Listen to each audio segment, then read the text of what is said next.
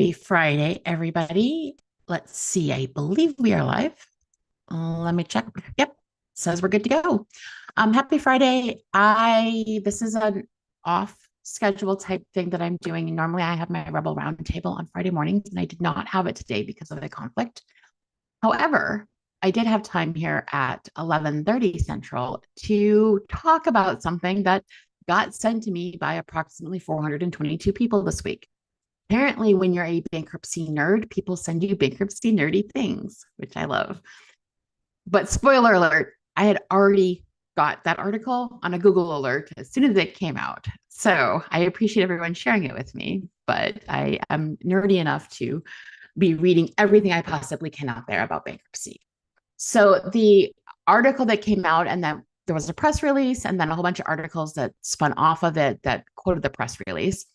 So it was about bankruptcy inquiries surging in the first quarter to the highest level since early 2020.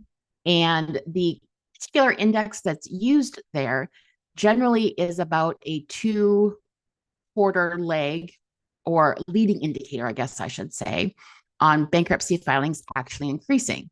So the first thing I want to point out is that it's not showing that bankruptcy filings are surging, although they are increasing. 2024 ended up being about 14% over the previous year.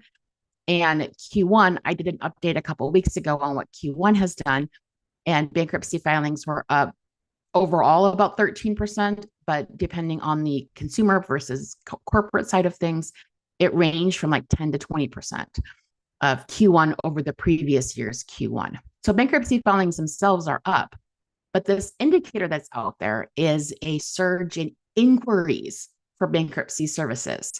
So it's important to note for bankruptcy that most people who file for bankruptcy dance around it for quite some time before they actually do it. And so a lot of times, as in private practice as a bankruptcy attorney, I often saw people they may reach out and schedule an appointment, but then it would take them 6 months or even longer to make that final decision because it's a hard decision to make. And so, and even there have been times where someone comes back 2, 3, 4 years later, because unless there's an emergency, bankruptcy is a hard decision for people to make. So that leg or that leading indicator actually makes sense to me, that the inquiries are rising, which means the surge is coming. It just isn't right in line. It's not like the inquiries rise this week and then next week the surge comes. And so I wanted to walk through really quickly for bankruptcy attorneys and people who are thinking about adding bankruptcy is, are you ready for that surge to happen and positioning yourself to be in the right place? So March of 2025, according to this article, is the highest number of inquiries since the first quarter of 2020, right before the pandemic started. And if you followed me on any of my other discussions and things that I've done, first quarter of 2020 in private practice for me was my best revenue quarter ever for bankruptcy work, including back to 2010. And part of the reason for that was because bankruptcy and financial stress, this is before the pandemic, was drastically increasing in 2018 and 2019. By the end of 2019, my calls were going through the roof for bankruptcy services. And then what happened in 2020 in March was the pandemic started and bankruptcy got put on ice because stimulus money, forbearances, moratoriums, all of those things. And so now we're seeing the impact of that 5-year delay, and these inquiry indicator is reflecting what I expected to see. The stress of it is all coming back. We also have other issues going on with the economy and cost of living and all of different things that go on when people are starting to get stressed about their finances. So that spike is very interesting for me to see how that surged and what it's looking like, and making sure that the bankruptcy firms and the attorneys I'm working with to add bankruptcy have good systems in place to be able to handle increased volumes and that kind of thing. Bankruptcy is a great fresh start for a lot of people, and being able to tell people what it does for them is really important. So getting set up to meet those demands is really important. The increase in inquiries again shows the financial distress. It's not necessarily going to show the total number of filings, but it's going to show the distress that's out there. There's also the DIY factor out there. There are people who will try to do it themselves, so it's not going to be a bankruptcy client. Hopefully, people that are below poverty level that are looking at bankruptcy or below the threshold of poverty are looking at legal aids.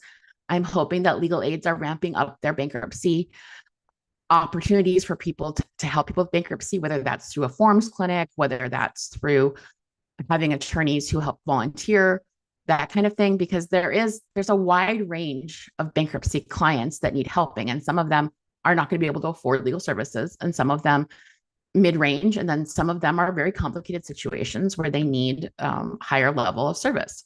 And being able to target the ones that you want to reach now is really important. The marketing has already started for firms that are preparing to ramp up for bankruptcy, because those inquiries, that's the research that clients are doing to start looking for attorneys. And you want to be out there as a content provider, as marketing, that kind of thing. If you are not a bankruptcy attorney, I wanted to bring this up real quick on what this means for other professionals, not just bankruptcy attorneys. Make sure you're getting paid. Make sure that you're not running huge amounts of accounts receivable. If a client files for bankruptcy, for the most part, attorney's fees can be discharged in a bankruptcy. There's a lot of exceptions. We're not that nerdy of a discussion, but make sure you're getting paid. Make sure you have your business set up. If you are in a practice area where you cross over with bankruptcy, trust and estates, tax, family law, business, just any kind of business, adding bankruptcy is a consistent cash flow opportunity. I've got several firms right now who are in the process of hiring new associates.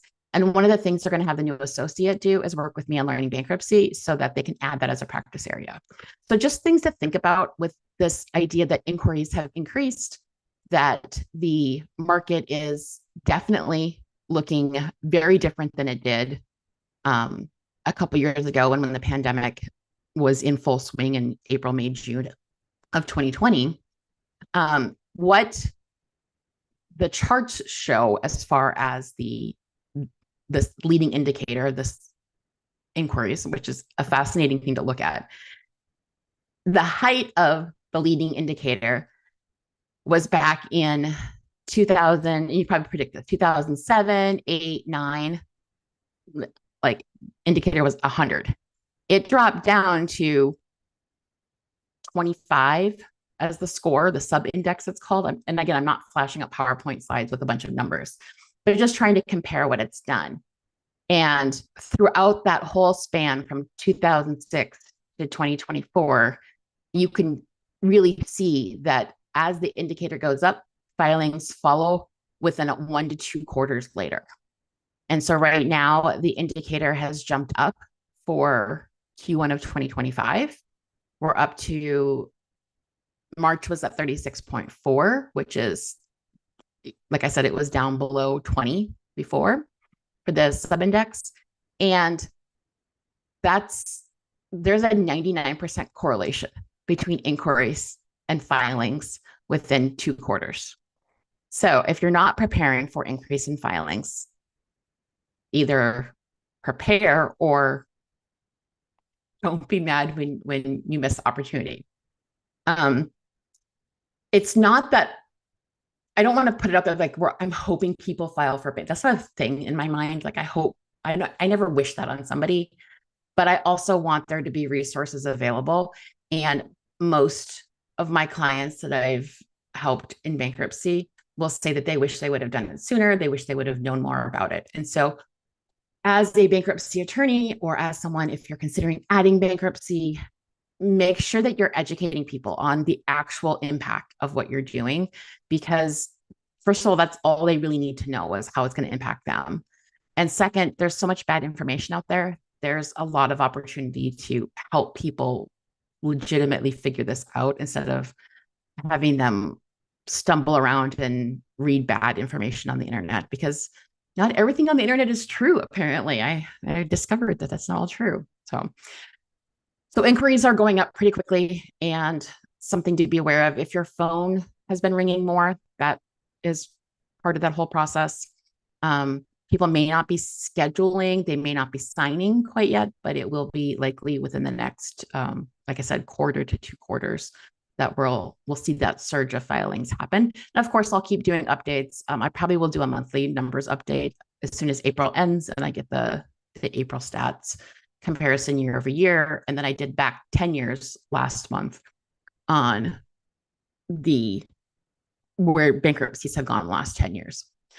If you're looking at adding bankruptcy as a practice area, I am here for you. This is my favorite thing in the world to do, is help attorneys with bankruptcy and adding it in a smart way. I'm going to throw this up there, because what I find is that the old way of doing things may not be the best way. If you ever say, well, that's just how it's always been done. And I'm focused more on like building sustainable models for bankruptcy attorneys.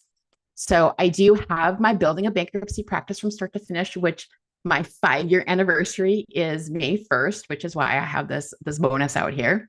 And it basically walks you through from start to finish on what you need to do to set up your cash flow, your client consult process, client workflow, Chapter 7, Chapter 13, how to calculate Chapter 13 plans. It goes through all of the schedules, talks about marketing, talks about fee agreements, talks about actually making money doing bankruptcy work. It is around 12 hours of official content in the course itself. There are add-on modules that I've done over the years, including dischargeability issues, divorce and bankruptcy issues, bankruptcy from A to Z, where we do terminology. So I love to help attorneys add this.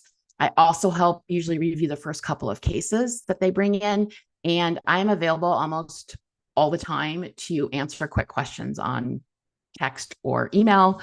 And so I enjoy doing this. I did add on here as my bonus for my 5-year anniversary is, if registered by 5/1, then I'm offering a 1-to-1 brainstorming session for you to pick my brain on anything you want, whether you're adding bankruptcy, whether you're revamping, whatever you're doing. You get 60 minutes with me, and including a recording, a recap, and my recommendations for whatever we talked about for next steps. It is a $497 value. I do charge $497 for a 1-hour brainstorming session. And when I launched this offer last week, I did it for a Q&A that's out there. It's available if you email me. I offered it to 10 people because I didn't want to get too overloaded with 1-to-1 sessions. It's hard to create time for all that. I have 2 left.